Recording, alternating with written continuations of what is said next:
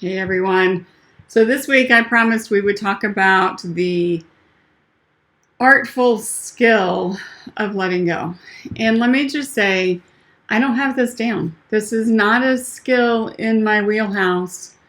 It's something I practice. It's something I'm aware of. It's something that I know I need to work on more. It's something I'm working on with my therapist, with friends, with my best friend who is a therapist, although not mine, of course. But she comes with a lot of great resources and tools and advice and one-liners that I just think, oh, wow, okay. So anyway, letting go. It's not easy for many of us to do. And I don't know about you, of course, but I know people who are like, yeah, let that go. I just let it go. I have no control over that. I can't control what they do or what they say or what happens here or this or that. And so I just let it go. I'm not one of those people. And I kind of hate that. I kind of really dislike that I don't have that skill. But it is a skill. And so it's a skill that we can develop. The first step in my toolbox that I have of learning how to let it go, and I don't have this mastered yet either, is understanding and acknowledging what's in our control. So it is a choice to let something inside our own minds. And I understand this concept because my daughter was bullied for a lot of years through elementary school, middle school, high school, all of it. Bullied violently, emotionally, mentally. It took its toll on all of us.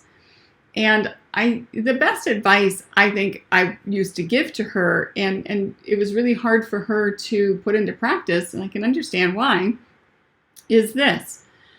Do not let someone or something, but it's usually a someone, rent space in your head for free. Don't let them take up space in your mind without paying rent.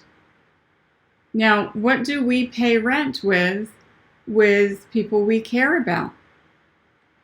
Love, right?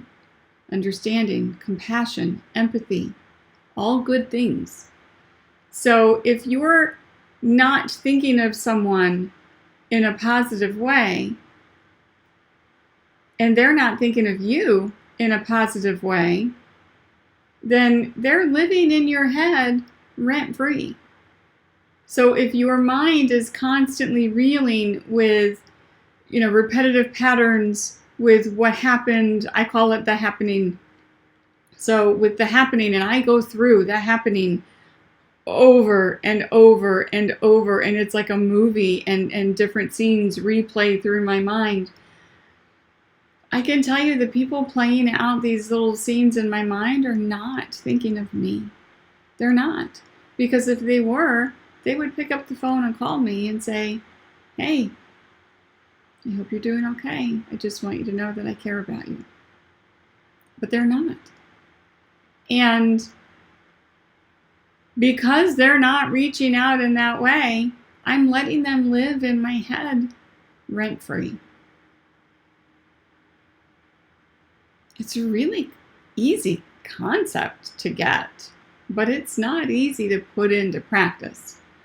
It takes some skill, it takes some mindfulness, it takes really being aware of where we allow our minds to go. So step one in letting go is understanding that filling our minds is our choice. We get to choose what we think about. Now, there are certainly tools in our toolbox we can use, like distraction. One of my daughter's crisis counselors told her to freeze an orange.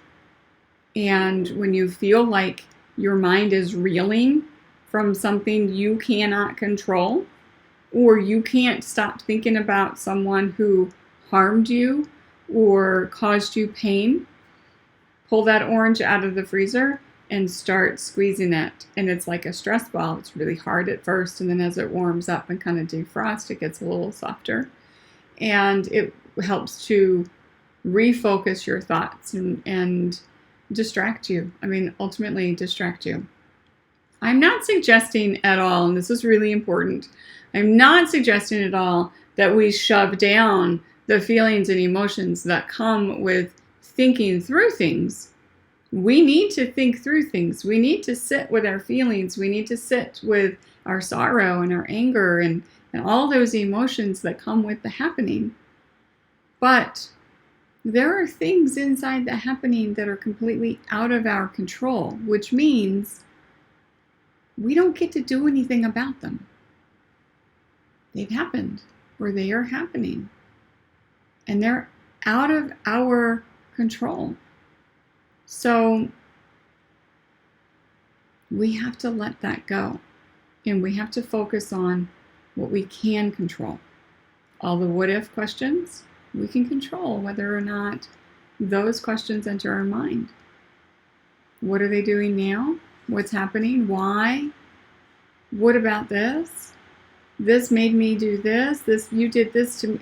All of that stuff is already done, and it's out of our control. And it's a choice. It's a mental choice to allow those things into our heads.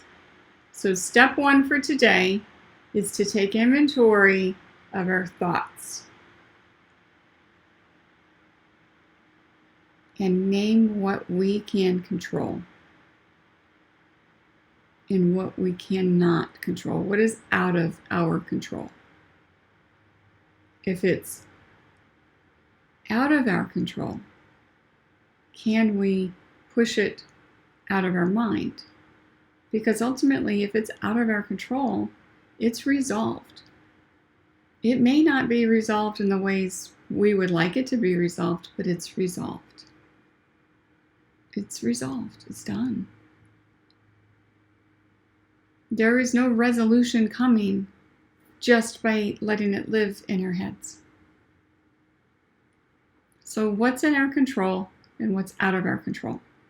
So examples of things that are in our control are our reactions, our plan to move forward, our next steps, how we spend our time, how we distract our minds when the happening fills our heads with thoughts that are overwhelming or traumatic.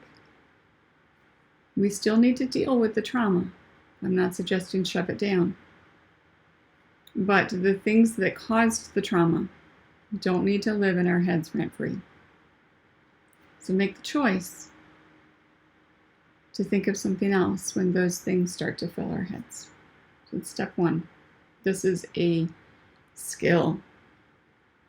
It's a skill that's not easy to develop, at least for me, it's not. I have a really difficult time. My kids have had a really difficult time in their traumas. We keep going back and forth in our therapy and in our discussions, in our family roundtable discussions. We keep going back and forth with what happened and how things happened and why, and how all of the things that happened hurt us individually and as a group, as a family. We keep going through that stuff. And as we go through that stuff, we kind of work it out. And when we work these things out, some of them fall to the wayside because they're resolved. And then some of them get stuck in our minds. And then we have to really think about, what of that thing that's stuck in my mind can I control? Which pieces can I pull out and take control over to resolve? And then what is I just need to let go. It's not easy, my friends. It's not easy for me. And I get the impression it's not easy for others as well. At least those I've talked to.